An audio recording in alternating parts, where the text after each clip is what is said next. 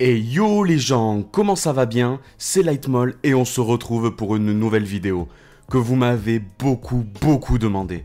Faire un nouveau Pokémon Kaizo. Et pour cette vidéo, j'ai choisi Pokémon Crystal parce que j'étais curieux de voir quel Pokémon aurait raid. Et je peux vous dire que je n'ai pas été déçu pour le coup. Bon, les règles ne changent pas de mon dernier Kaizo, je n'ai pas le droit d'utiliser de soins en combat ni d'objets tenus. Et vu qu'on m'a posé la question plein de fois, je le dis de suite, Kaizo veut dire version hardcore. C'est tout. Vous pouvez avoir plusieurs jeux en Kaizo, c'est pas une version de Pokémon. Voilà. Maintenant que tout est dit, on peut commencer l'aventure. On part chercher notre starter et je choisis Hérissandre car j'allais pas reprendre un starter haut et Jarmignon, il... Ensuite, on part faire un petit coucou à Monsieur Pokémon, parce que on n'a pas le choix, avant de revoir notre rival Je te baise. Oui, parce que c'est ce qui va nous faire tout ce challenge. Et ça commence bien, car il nous bat une première fois en nous crachant dessus. C'est dégueulasse. Et je repars faire chier le professeur Orm pour la 40e fois. Bonjour, bonjour. T'es le roi des cons. Eh oui, c'est moi. Mais bon, on le pardonne, car il me passe des Pokéballs que je vais rentabiliser directement, car je vais capturer un Pikachu qui non seulement sera utile pour la prochaine arène, et puis en plus qui nous rend un peu nostalgique, car on l'appellera Trop Gentil en l'honneur de mon dernier challenge. On arrive à Mauville, et pour s'entraîner, on part d'abord faire la simplissime tour Chetiflore. Mais après 1 heure et quelques morts, parce que une fois rentré, on ne peut plus sortir de la tour, je finis devant le chef des moines qui me bat une fois à cause d'un Héliatron synthèse abri et toxique. On dirait que le tourne-grain de mon dernier Kaizo revient me hanter. Et après ça, je pars directement affronter Albert, contre qui je vais me faire battre qu'une seule fois, juste le temps de connaître son équipe. Il commence par m'envoyer son Roucoups qu'on va one-shot avec un étincelle coup critique, et heureusement parce que sinon c'était pas one-shot. Son Scorplan est le seul Pokémon qui empêche Pikachu de sweep, donc j'envoie Feurisson qui peut en venir à bout avec 3 Flamèches. Et pour le reste de sa team, alors là, on renvoie Pikachu qui va se faire plaisir. Il one-shot Démenta avec une étincelle, ensuite il envoie Togetic qui sera un two-shot pendant qu'il nous envoie un Bulldo grâce à son métronome. Son Cornèbre est une vraie chips, donc une étincelle suffit à en venir à bout. Et pour finir, il envoie son Noirfang, qui pour le coup tank assez bien nos coups, mais pas assez pour résister à 2 intercelles. Et voilà, notre premier KFC badge est dans la poche. Et ensuite, on passe les ruines alpha avant d'arriver à une grotte. Et comment vous dire qu'avec un Pokémon feu et électrique, on va pas pousser mémé dans les orties. Mais ça veut absolument rien dire. Donc je capture un Topuker que j'appellerai tête de Bill. Vous pensez à autre chose peut-être? Et on trouve enfin la sortie, mais c'était un prank, car on atterrit aux ruines de nouveau et on doit tout se retaper. Mais on finit par trouver la vraie sortie et on arrive à Écorcia, mais on doit d'abord s'occuper du Puramolos avant d'affronter le champion d'arène. Donc on part énerver Fargas pour qu'il fasse sortir le garde du puits. Et Fargas, le garde a dit qu'il préférait les Pokémon Donjon Mystère. Et pour le coup, c'est très efficace, car il nous ouvre l'accès au puits, mais on se fait battre par le premier dresseur. Donc on en a marre, on monte Topiqueur jusqu'au level 26 pour qu'il évolue et devienne triple tête de Bill. Et c'est bon, on roule sur le Puramolos, mais Fargas a l'excellente idée de nous téléporter chez lui, ce qui nous oblige d'affronter notre rival. Merci, c'est quoi cette architecture dégueulasse lui aussi? Et bien sûr, on se fait souiller. Mais une mort de plus ou de moins, ça ne changera pas ce challenge, et on part directement affronter Hector. Hector commence avec son Papillusion, qu'on one-shot simplement avec éboulement. Son Migalos sera un peu plus tanky, mais heureusement on a le flinch, donc on ne subit toujours pas de dégâts. Pour Scarabrut, l'insecte décapsuleur, ça sera un two-shot avec éboulement, pendant qu'il nous enlève 27 PV avec Frappe Atlas. Et là, on tombe sur un de ces Pokémon les plus pénibles, qui n'est même pas un insecte, un Solourdo, qu'on doit affaiblir avec Pikachu et Feurisson et prier pour que la magnitude fasse 10 pour pouvoir le mettre KO. Et par chance, ça arrive dans cette run, mais il nous met KO nos 2 Pokémon. Son insécateur est un one-shot aussi avec éboulement, et là, il m'envoie le cancer du cul Karatroc, qui n'a aucune attaque offensive, donc on envoie notre C-esclave qui va le paralyser et lui faire des flashs avant de mourir. Et ensuite, il me reste plus qu'à spammer les attaques avec Trio Piqueur, et au bout d'un moment, je réussis à le mettre KO. Et voilà, le deuxième badge est dans la poche. Vu qu'on a récupéré 2 Super Balls, on repart au Ruine Alpha capturer un Kabuto, qu'on appellera Flip, car lors d'un épisode de la première saison de Pokémon, on voit un mec déguisé en Kabuto dans un phare, et je peux vous dire que ça m'a fait flipper à 6 ans. Et on le remet à niveau avant de réaffronter notre rival. Mais bon, à ce stade-là, et avec un Trio Piqueur cheaté, on le bat sans qu'il ait le temps de nous cracher dessus. Ce qui nous donne accès au bois aux chênes, et là, j'ai à peine le temps de faire un pas que je tombe sur un nœud 9. Oh là, je peux vous dire que je le capture directement. Et je l'appelle Sausage Par, parce qu'il me fait penser au personnage du film Sausage Party. Et s'il vous plaît, ne regardez jamais ce film, surtout les enfants. Et là, j'ai l'impression que la forêt est toujours aussi facile avec sa petite épreuve du Karanticho, mais pas du tout. Une fois qu'on a la 16 coupe, le développeur a transformé la forêt en vrai labyrinthe. Oh mon dieu, j'ai l'impression que je vais m'arracher les cheveux pendant ce challenge. Mais bon, on réussit enfin à sortir et oh, je sens que je vais beaucoup aimer cet endroit. D'accord, je vais y avoir droit, j'ai compris. Assouvissez vos bas instincts, ignobles individus. Et on arrive à Doublonville et on part directement à l'arène. Mais il y a un truc qui nous choque sur la première dresseuse. Teddy Ursa, ça va être easy. What the fuck? Donc, on XP nos Pokémon entre level 30 et 35, mais ça passe toujours pas. On se fait complètement sweep par Melodelph, et après, il lui reste encore 4 Pokémon. Bon, on n'a pas besoin de retenter, on va repartir XP en retentant régulièrement d'affronter Blanche, et on arrive enfin à avoir la bonne run après avoir fait évoluer Feurisson, Kabuto et Raichu. Imaginez le temps que ça m'a pris. Elle commence par Nidoqueen, qu'on va mettre KO en 2 magnitudes. Mais vu qu'elle nous a rendu amoureux avec attraction, elle a le temps de nous placer un gros séisme. Pour son Melodelph, on envoie notre Raichu qui lui met midlife avant d'être KO. Mais heureusement, ça permet à Kabutops de le finir avec un éboulement. Son grand bulle nous met KO nœud 9 sans qu'il ne puisse absolument rien faire et nous endort Typhlosion. Mais heureusement, on l'a brûlé avec 2 roues de feu, ce qui permet de le finir. Et on se réveille directement face au Girafarig, ce qui nous permet de lui envoyer 2 roues de feu avant d'être mis KO. Et c'est parfait car on peut envoyer Kabutops finir son Pokémon. Ensuite, alors là elle envoie son gros tank le Vénard. Et contre lui on suicide Trio Piqueur pour le mettre de très gros dégâts. Et on réussit à avoir le flinch sur éboulement, ce qui nous permet d'avoir un Pokémon full life de chaque côté. Et elle envoie son tristement célèbre Écrémeux qu'on va réussir à battre à 2 HP près avec 3 submissions. Et voilà, le 3ème badge est dans la poche. Et vu que Raichu est trop faible, on va le remplacer par un Electek, qui aura non seulement un meilleur move pool, et en plus il a un peu plus d'attaque spéciale. On l'appellera Trojante énervé. Oui, je voulais l'appeler Trop gentil énervé, mais il n'y a pas assez de lettres. Et en continuant le chemin, on tombe sur un arbre qui twerk mieux que ma copine.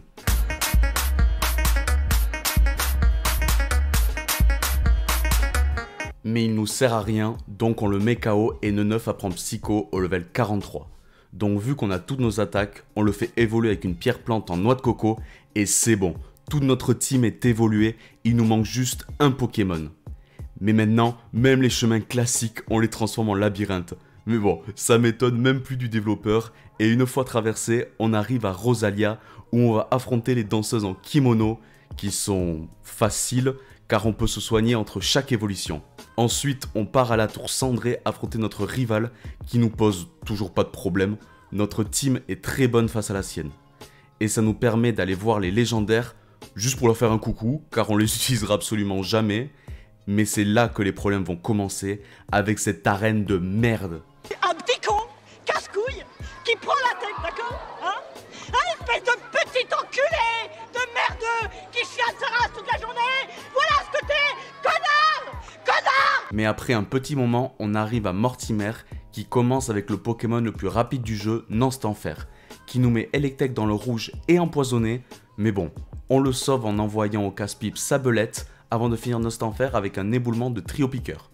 Pour Serfrousse, on envoie Kabutops qui le met KO en 2 soumissions pendant qu'il place une protection, qui ne servira d'ailleurs absolument à rien, car il envoie Longturn qui va affronter notre noix de coco qui tape que dans le spécial.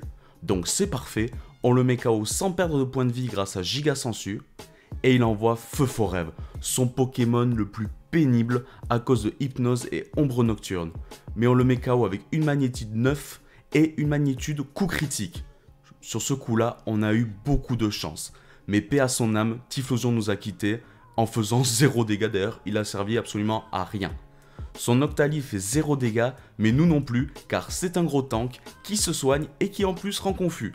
Donc après quelques tentatives désespérées, on en a marre et on explose avec Noix de Coco. Et là, son dernier Pokémon est Ectoplasma, qui se fera absolument one-shot par un magnitude 6 coup critique. Et voilà, le 4ème badge est dans la poche. On prend la route de l'ouest direction Oliville, où on croise notre rival, qui nous dit que la championne est au phare, mais malheureusement, on peut pas y aller sans la capacité Siphon. Du coup, pas grave, je continue avec Surf jusqu'à Irisia, où on part directement à l'arène. Mais vu la différence d'XP avec les dresseurs classiques, bon, on se dit que même pas la peine de tenter le champion, je monte mon équipe jusqu'au level 55, et malgré 5 levels d'écart, je réussis à le battre du premier coup. Il commence par envoyer Tartare, et pas de chance, j'avais Typhlosion en lead, du coup on lui fait 2 points éclairs avant d'être KO avec 2 séismes. Mais c'est pas grave, car on le finit avec un tonnerre d'Electek. Pour Ursaring, on envoie Kabutops qui tank un séisme comme un boss, ce qui permet de le mettre KO avec 2 sacrifices. Son Hypnomade est un énorme coup de chance, car on laisse Kabutops pour se suicider, mais il va pas se suicider, car on le flinch 2 fois avec éboulement, ce qui permet de le mettre KO sans changer de Pokémon. Son Electek va goûter à la nouvelle attaque de notre trio piqueur Séisme, qui va le renvoyer dans sa Pokéball vite fait bien fait. Tout comme son Colossinge, qui va être également un one-shot avec un gros psycho de Noix de Coco. Et il finit par son Pokémon le plus puissant, le grand Magmar. Non, je rigole, c'est un one-shot aussi avec séisme. Et voilà, le badge était simple, le 5ème badge est dans la poche. Et vu qu'on peut toujours pas affronter Jasmine, on part directement à Rosalia, prendre le chemin à l'ouest qui nous emmène à la grotte la plus pénible depuis le début du jeu. Et si vous me croyez pas, regardez.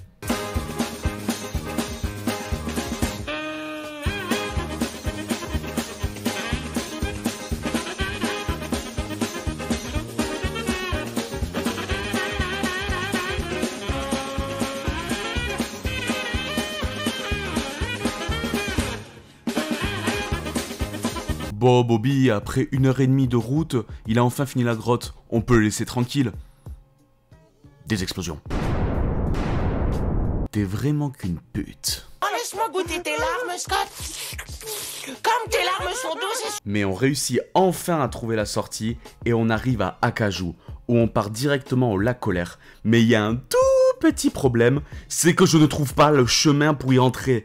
Putain, au bout de 15 minutes, je regarde la solution et c'est normal que je le trouve pas, parce qu'il y en a pas. Il faut s'envoler, mais ça ne marche pas comme ça, bande de grosses. On met KO le Léviator rouge et on part aider Peter à faire dégager la Team Rocket. On le retrouve dans leur planque, mais il demande de trouver 2 mots de passe pour accéder au bureau du patron. Heureusement, les dresseurs qui ont les mots de passe n'ont pas changé. Mais on se fait complètement démonter par le patron à cause d'un retard de niveau. Donc, après une bonne séance d'XP, on le bat facilement. On retrouve Peter au générateur, on bat tous les électrodes pour couper les ondes, et pour nous remercier, Peter nous donne la 16 Siphon, qui nous permettra enfin d'aller au phare d'Oliville. Mais avant ça, on part affronter le champion d'Akaju, Fredo. Fredo commence avec son Liputu, qu'on réussit à mettre KO après qu'il soit soigné, alors qu'il nous reste que 8 PV. Il envoie son Tentacriel pour nous finir, mais on a le temps de placer un gros point éclair, ce qui le laisse à range d'un séisme de trio piqueur. Son Cochignon nous one-shot notre Electek après s'être pris un coup croix, mais Kabutops, comme un grand héros, vient le venger avec un gros sacrifice. Alors là, son Marestre disparaît complètement avec un gros giga sensu de Noix de Coco, tout comme son Articodin qui fera honte à toute la lignée des légendaires, car il se fera one-shot par un vieux fossile qui lancera un gros éboulement. Et pour finir, il envoie son low class meurtrier, qui va one-shot Noix de Coco avant qu'on puisse exploser. Il va paralyser Kabutops avec un tonnerre, ce qui empêche Kabutops de lancer une dernière attaque. Et Trio Piqueur aura le temps de lancer un séisme, mais le laissant juste dans l'orange avant d'être mis KO. Et là, on envoie notre C-esclave Dodrio, qui a 20 levels d'écart, mais par miracle, il est plus rapide et il lance un gros bec-vrille coup critique. J'y croyais pas. Et on finit le combat. Et voilà, le 6ème badge est dans la poche. Mais vu notre retard d'XP, on monte notre team au level 77 et on part direction le phare. Et là, j'ai une grosse surprise. Le développeur a pas changé le phare en labyrinthe. Donc on retrouve Jasmine facilement, on refait la quête du médicament et on repart le donner à Jasmine pour qu'elle reparte dans son arène. Et quelle surprise, même avec 6 levels d'écart, on réussit pour la première fois à battre la championne d'arène du premier coup. Jasmine commence par Faramp qu'on va mettre KO sans se prendre de dégâts car il va rater sa queue de fer. Mais avant de le finir, on fait en sorte que Jasmine gaspille toutes ses potions max pour être tranquille pour la suite du combat. Ensuite, elle envoie son Porygon 2 qui va se faire complètement annihiler par un coup croix d'Electek coup critique. Pour son Steelix, on envoie Kabutops, mais elle va le switch pour Armure, ce qui nous permet de le mettre un surf complètement gratuit. Et là, on sent venir une bonne attaque acier, donc on envoie Typhlosion qui va le tanker facilement. Et qui va mettre Armure que dans le rouge malheureusement, car il va nous faire Vantardise, et vu notre chance légendaire, on va se faire mettre KO. Mais Electek finit le travail avec un bon tonnerre. Jasmine renvoie Steelix, mais elle va le re-switcher pour Cisaiox. Mais vu qu'on n'a plus Typhlosion, on met des petits dégâts avant qu'il soit mis KO. Mais notre trio piqueur nous permet de le venger avec un gros séisme. Son Flagados n'a servi à rien, un poudre dodo et 2 gigas sensu ont suffi à le renvoyer dans sa Pokéball. Allez, zou! Et là, elle finit par son Steelix, qui cette fois ne peut pas switcher, qui va tanker 2 attaques super efficaces et qui va one-shot trio piqueur et Electek. Mais bon, il est que dans l'orange et ne pourra pas résister à un giga sensu de noix de coco. Et voilà, le 7ème badge est dans la poche. On part à la tour radio déloger la Team Rocket et retrouver le directeur. Mais on tombe sur un imposteur qu'on explose malgré nos 10 levels d'écart, ce qui nous permet de récupérer la clé d'une porte au sous-sol. Mais bien sûr, je te baise n'est jamais très loin. Donc, on le bat après une dizaine de tentatives lui aussi. On retrouve le vrai directeur en PLS derrière des cartons. Je ne suis qu'un protoplasme inutile. Juste, finissez-en avec moi, je vous en prie. Qui nous donne la clé qui permet d'accéder au bureau. Mais non sans mal, parce que cette fois, il n'y a pas un, mais 3 boss avec des Pokémon entre le level 90 et 93. Et je suis désolé de ne pas pouvoir vous montrer tous les combats, mais je compte faire une vidéo bonus avec les combats que j'ai zappés. Maintenant que le problème de la tour radio est réglé, on prend la route à l'est d'Akaju, où on tombe sur la grotte glacée. Et il y a tout pour faire péter les plombs. Non seulement il y a des puzzles glacés, de plus en plus gros, mais aussi des casse-têtes avec des trous. Et quand tu as enfin tout réussi, que tu penses enfin être à la fin de ce calvaire, il faut la CT Éclate-Rock, qui est sur notre sabelette, qu'on a bien sûr pas sur nous. Allez, c'est bon, ça m'a saoulé, on refait tout avec notre sabelette et on sort de cette grotte maudite pour enfin arriver à Ebenel. Mais avant de faire l'arène, on remplace notre Dodrio pour un Lipouti qu'on fait évoluer en lui donnant un super bonbon. Et c'est bon, on est prêt pour l'arène et franchement, je pensais plus galérer que ça avec nos 15 levels d'écart de moyenne. Sandra commence par Kongourex qu'on va endormir avec Berceuse avant de le mettre KO avec 2 lasers glace dont un coup critique. Son Dracofeu fait un séisme sur Kabutops qui tank comme un boss et qui one-shot Dracofeu avec un gros éboulement. On tombe après sur Alligatueur qu'on endort tranquillement avec poudre de dos de noix de coco. Après avoir tanké un laser glace, ce qui nous permet de bien nous soigner avec 2 gigas sensu. Pour son Dracolos, il va complètement disparaître grâce à un gros laser glace de Lipoutou. Mais là, on rigole plus. Elle envoie son Hipporoi level 100 qui va nous one-shot noix de coco, sortir de son sommeil avant de tanker 2 laser glace de Lipoutou et le one-shot avec un retour. Et en plus, elle le soigne, ce qui lui permet de encore mettre KO Electek et Kabuto avant d'enfin succomber par le séisme de Trio Piqueur. Elle nous aura bien décimé la team, mais son dernier Pokémon est Nidoking et on le met dans le rouge avec séisme de Trio Piqueur, mais son séisme à lui est bien plus puissant, ce qui lui permet à lui par contre de le one-shot. Mais Typhlosion vient le venger avec son attaque force. Et voilà, le 8ème badge est dans la poche. Ensuite, on part pour la grotte dragon en faisant un énorme détour. Ils auraient pu mettre des escaliers quand même. Mais à l'intérieur, on se fait défoncer par tous les dresseurs qu'on croise. Donc on capture un Léviator, un Dracolos et un Ursaring qu'on appellera The New Team. Et grâce à eux, on arrive enfin à l'hôtel où Sandra nous donne notre dernier badge. On prend le chenal à l'ouest de notre ville de départ où on croise que des dresseurs avec des Pokémon level 100. Ok, mais après quelques dizaines allers-retours au centre Pokémon, on arrive à la grotte Victoire, qui est toujours aussi simple, heureusement pour nous, mais à la fin on retrouve Je te baise. Et pour une fois, il portera très bien son nom, car déjà il triche avec des Pokémon minimum level 103. Il commence par son Ossatueur, qui ne sera pas un problème du tout, car on le one-shot avec un laser glace de l'Hipotou. On met KO son Faramp avec 2 séismes, pendant qu'il nous fait une queue de fer. Et là, on a eu une énorme coup de chance, car on met KO son Méganium avec 3 laser glace de Léviator, dont un freeze et un coup critique. Pour son Alligatueur, on envoie au casse-pipe Electek pour le paralyser, ce qui nous permet de le finir avec Ursaring sans se prendre de dégâts car il se fait paralyser une fois. Son Typhlosion fait 0 dégâts à Dracolos pendant qu'on le met KO avec 2 surfs. Et pour finir, il envoie son Pokémon qui nous a fait le plus chier, Tauros. Mais on envoie presque tous nos Pokémon au casse-pipe car on gratte des dégâts avec sa Damoclès. Et là, il est enfin à range d'un retour d'Ursaring. Et c'est bon, on a accès à la fin de la grotte, et après il suffit juste de s'envoler, comme pour le lac Colère, ce qui nous permet d'atterrir devant le plateau Indigo. Et voilà les gens, j'espère que cette première partie vous aura plu, je vous préviens, il y en aura 3, une autre pour la Ligue Indigo, et une autre pour Kanto. Donc n'oubliez pas de vous abonner et de lâcher un like si la vidéo vous a plu, et surtout n'hésitez pas à me dire quel challenge vous voulez que je fasse, et si vous voulez que je fasse un autre Kaizo, sur quelle version. Voilà, allez, adios!